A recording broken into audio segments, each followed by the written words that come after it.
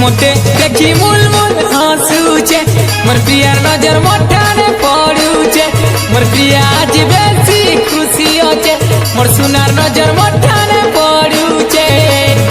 हे खेखेड़ी नु है कि बेसी भुसकी नु है हे चंडी नु है कि बेसी घमंडी नु है हे स्टाइल नु है कि बेसी सिंपल नु है मोर सुना छात बुरा टिया रही जे मोटे देखी मुल मुल हंसुचे मोर प्रिया नजर मोठाने पड़ुचे मोर प्रिया आज बेसी खुशी होचे ए सुना मु एते बड़ धनी घर पिला नुहे से हेले मोर दिलटा बहुत बड़ धनी है दुनिया ती मोर की प्यार करते यही नहीं पारंदे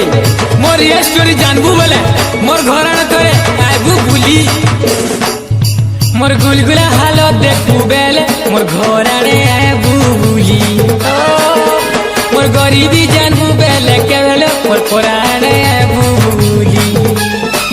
इटा मोर रियल स्टोरी लो नफरत करी पारु तुई प्यार करी पारु तुई आके तोर मरीजी आगे से मोते देखी